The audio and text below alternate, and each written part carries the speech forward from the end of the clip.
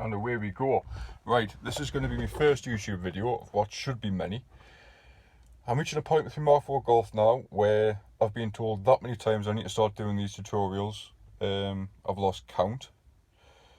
So what we'll be doing today is sorting out the wiring side of the rear hatch pop. Now, there's a couple of companies out there which make the kits which retail for an extortionate price of nigh on £300, which for something that you could make yourself for less than £20 is absolutely ridiculous. I've done quite a bit of research on this, finding out which boot poppers will work, the wiring side of it, the springs for the struts, etc. So we'll dive straight into it. Cause a bit of a mess, but we'll get on with it. So the wiring side, we'll start with the driver's door lock, because what we want to do at the moment, you lock the key once, you lock the car, you press the key once, only the driver's door opens.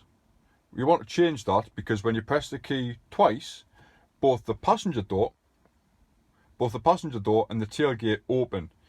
Now you only want the tailgate to open for your shopping, not all the time when you're unlocking the car. So what I want to do is wire up the passenger door lock to the driver's door lock, so when you press the key once, both the front doors open. Now this will work on 2-door and 4-door. We're working with a 2-door today. All you have to do is do more wiring. Basically, you have to go into each and every door lock and will you? 2 seconds, I'll think about that.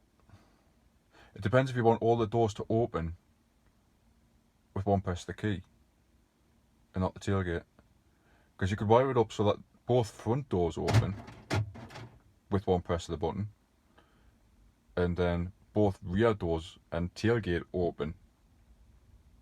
You'll have to have a think about that. It depends how much you want to use the back doors. If you don't use the back doors at all, you can just do this. If you want to use the back doors with one press of the key, you'll have to do this for both 4 doors. That's something to think about. Now back onto this. I've gone through the wiring harness because I couldn't find any diagrams at all online, so I've had to do it all myself. On the left hand side you've got 5 wires. Yep, 5 wires there. They're all switched earths. Ignore them. Yep, all of those are there. So you've got a white and a brown, a small blue and yellow, ignore that one completely. A small brown and blue, ignore that one. Green, red, green, yellow, ignore all those. You've got thicker gauge wires. I'll see if I can show you a comparison between the 2 blue ones. There we go. Ignore the little one. So what you want to do with this is take 2 wires from your thick purple and yellow and your thick blue and yellow, go over here, and connect them to this, your thick blue and yellow and your thick purple and yellow. Slightly different shade, but the same wires. Now if you cut the wires, just leave them there for now. Yep. This essentially becomes a second driver's door lock. Sounds mental, but that's how it is. Now, with the key, we're locked. Press it once. Previously, only the driver's door would open. We don't want that anymore. We want both the driver's door and the passenger door to open with one press of the key. Okay, ignore the fob. I've been playing with fobs. I've got a 2-button fob I'm going to use instead. So one press of the button, driver's door is unlocked. Yep. Do it again, show you the passenger side. Yep. One press of the fob, both sides are now open. So that is completely isolated the tailgate. Now what happens now if you press it twice, the tailgate will open. I've got that disconnected because it's raining. That is basically the wiring for this kit, which you don't get from any tuning company that does it. You don't have any how-tos online for that. That is something I've done myself for the first time. People have put Bora CCMs into the vehicles and coded them to the vehicle, but what happens with that is if you're running a 2-door, it'll be looking for 4 doors. Could cause more issues than fix. So if you've got a 2-door car, this is ideal for you. just a little follow up on that one, because we never tidied up the wiring harness. What we want to do essentially with these wires that we've put in now, these two here, yeah, we want to run those through the dashboard, or whichever way you want. You can run them under the seats, whatever.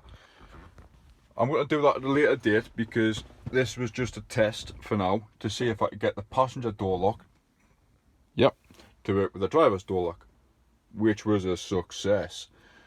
So now this is all going to get tidied up, cleaned up.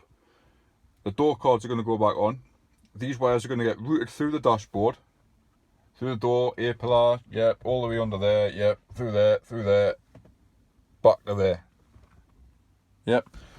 The two wires at the back, which we've bared, I've got them twisted at the minute in case this didn't work, I could repair it. They're going to get cut back and isolated so they don't cause any issues. Everything else I've tapped into is going to get taped up. It'll look lovely. Oh yeah, when it's done. I'll have my mouth there. For the next video, we're going to be focusing on what we're doing at the back. Putting in a second boot popper, which actuates the lock when opened. So that should come in the next, well, when I do it. Now is probably the best time as all the trim's off, so you'll probably get it shortly. So keep tuned for that.